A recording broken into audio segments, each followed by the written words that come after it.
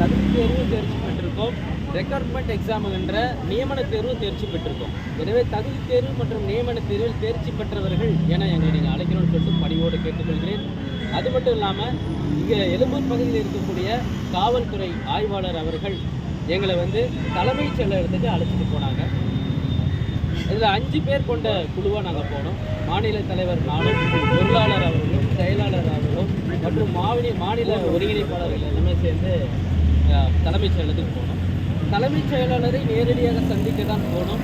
ஆனால் அவர் முதலமைச்சருடன் ஒரு கலந்தாலோசனை வெளியில் புறப்பட்டதுனால் அவரோட எஸ்ஆர்ஓ ரொம்ப பர்சனலாக இருக்கக்கூடிய அவர் அந்த ஆர்கனைஸில் இருக்கக்கூடிய 2nd கிரேடில் இருக்கக்கூடியவங்க நம்மளோட விஷயத்தை வாங்கிக்கிட்டாங்க. படிவங்கள் இருக்கக்கூடிய விஷயங்களை நாங்கள் மேற்கோள் காட்டி சொன்னோம். கட்டாயம் இது குறித்து நாங்கள் தலைமைச் செயலாளர்கிட்ட வலியுறுத்தி அதன் மூலியமாக ஒரு தீர்வு காண்றதுக்கு நாங்கள் ஏற்பாடு பண்ணுறோன்னு சொல்லிட்டு இந்த பிஆர்ஓ சொல்லியிருக்காங்க.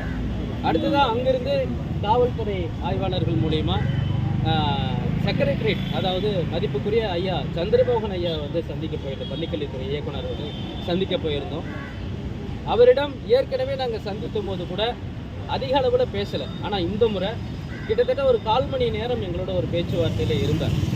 முதல் கட்டமாக 177 தேர்தல் அறிக்கையில் அறிவித்தபடி எங்களுக்கு மேக்சிமம் என்ன பண்ண முடியும் அப்படிங்கிற ஒரு கேள்வியை நாங்கள் முன்வச்சோம்.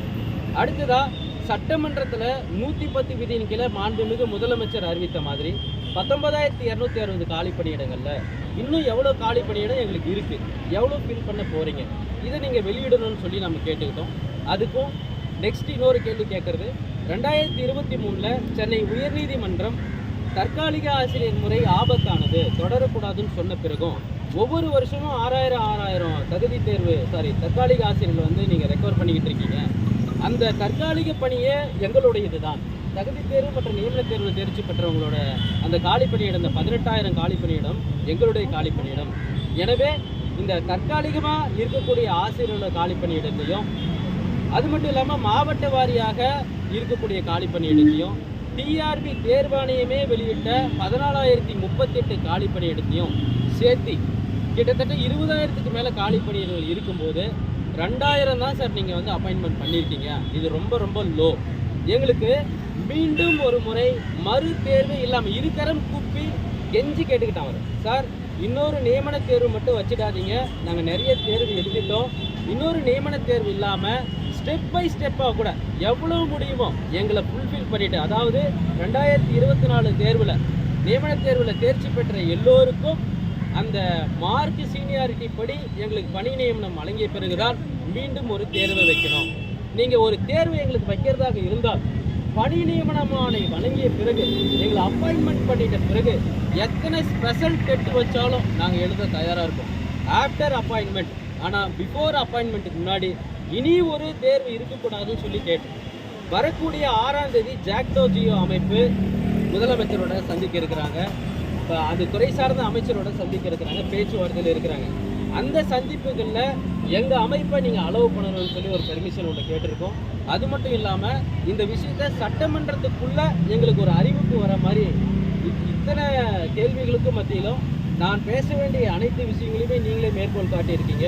நிதியில்லைன்ற சூழலுக்கு படிப்படியாக நியமனம் பண்ணலாங்கிற விஷயத்தையும் நீங்கள் சொல்லியிருக்கீங்க.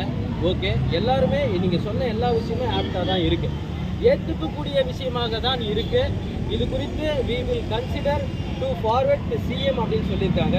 இது குறித்து நாங்கள் ஆலோசனை செய்து முதலமைச்சரின் கவனத்துக்கு கொண்டு சென்று நாங்கள் எங்களால் என்ன முடியுமோ நாங்கள் அதை செய்கிறோன்ற ஒரு உத்தரவாதத்தை வழங்கியிருக்கோம். இந்த போராட்டம் மிகப்பெரிய ஒரு வெற்றி போராட்டம். பல நாட்களாக போராடியவர்களுக்கு கூட எடுத்த உடனே போயிட்டு ஒரு பேச்சுவார்த்தையோ இல்லை ஒரு இந்த மாதிரி விஷயங்களோ நடக்கலை. ஆனால் தமிழ்நாடு அரசு முதல் நாள் போராடக்கூடிய எங்களுக்கு இத்தனை பெரிய மரியாதை அளித்து தலைமைச் செயலாளர் மூலியமாகவும் பள்ளிக்கல்வித்துறை செயலாளர் மூலம் பேச்சுவார்த்தைக்கு அழைத்து கட்டாயம் இந்த 6ஆம் தேதிக்குள்ளே 10ஆம் தேதிக்குள்ளே 6 to 10க்குள்ளே எதிர்பார்க்கலான்ற ஒரு தகவல் சொன்னதின் அடிப்படையில் இந்த போராட்டத்தை இத்தோடு நாங்கள் நிறைவு செய்கிறோம். ஒருவேளை எங்களுக்கு அந்த 10ஆம் தேதிக்குள்ளேயோ சட்டமன்றம் கூடி அங்கே ஒரு அறிவிப்பு வரல அப்படின்னாவோ மாநிலம் செலுத்திய இதை விட நாங்கள் 18,000 பேர் இருக்கோம். ஒவ்வொரு நாளும் தொடர்ந்து நாங்கள் இந்த போராட்டத்தை முன்னெடுப்போம் என்ற தகவலை நாங்கள் பதிவிட விரும்புகிறோம்.